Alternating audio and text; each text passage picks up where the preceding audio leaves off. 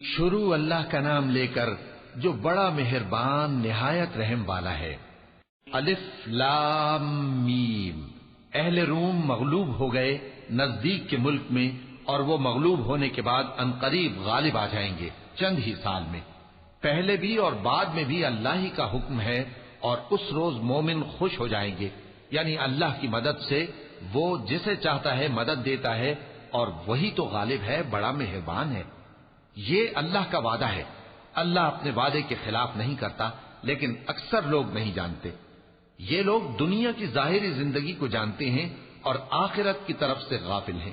کیا انہوں نے اپنے دل میں غور نہیں کیا کہ اللہ نے آسمانوں اور زمین کو اور جو کچھ ان دونوں کے درمیان ہے ان کو حکمت سے اور ایک وقت مقرر تک کے لیے پیدا کیا ہے، اور بہت سے لوگ اپنے پروردگار سے ملنے کے منکر ہیں۔ کیا ان لوگوں نے ملک میں سیر نہیں کی؟ سیر کرتے تو دیکھ لیتے کہ جو لوگ ان سے پہلے تھے ان کا انجام کیسا ہوا۔ وہ ان سے زور و قوت میں کہیں زیادہ تھے، اور انہوں نے زمین کو جوتا اور اس کو اس سے زیادہ آباد کیا تھا جو انہوں نے آباد کیا، اور ان کے پاس ان کے پیغمبر نشانیاں لے کر آتے رہے، تو اللہ ایسا نہ تھا کہ ان پر ظلم کرتا، بلکہ وہی اپنے آپ پر ظلم کرتے تھے۔ پھر جن لوگوں نے برائی کی ان کا انجام بھی برا ہوا، اس لیے کہ وہ اللہ کی آیتوں کو جھٹلاتے اور ان کی ہنسی اڑاتے رہے تھے۔ اللہ ہی خلقت کو پہلی بار پیدا کرتا ہے، پھر وہی اس کو دوبارہ پیدا کرے گا، پھر تم اسی کی طرف لوٹ کر جاؤ گے۔ اور جس دن قیامت برپا ہوگی گناہگار نا امید ہو جائیں گے، اور ان کے بنائے ہوئے شریکوں میں سے کوئی ان کا سفارشی نہ ہوگا، اور وہ اپنے شریکوں سے منکر ہو جائیں گے۔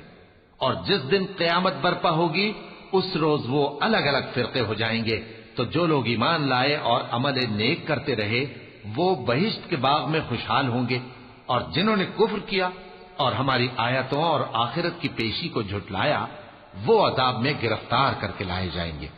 تو جس وقت شام ہو اور جس وقت صبح ہو اللہ کی تسبیح کرو، یعنی نماز پڑھو، اور آسمانوں اور زمین میں اسی کی تعریف ہے، اور تیسرے پہر بھی اور جب دوپہر ہو اس وقت بھی نماز پڑھا کرو۔ وہی زندہ کو مردے سے نکالتا ہے اور وہی مردے کو زندہ سے نکالتا ہے، اور وہی زمین کو اس کے مرنے کے بعد زندہ کرتا ہے، اور اسی طرح تم دوبارہ زمین میں سے نکالے جاؤ گے۔ اور اسی کی نشانیوں میں سے ہے کہ اس نے تمہیں مٹی سے پیدا کیا، پھر اب تم انسان ہو کر جا بجا پھیل رہے ہو، اور اسی کی نشانیوں میں سے ہے کہ اس نے تمہارے لیے تمہاری ہی جنس کی عورتیں پیدا کی تاکہ ان کی طرف مائل ہو کر آرام حاصل کرو، اور تم میں محبت اور مہربانی پیدا کر دی۔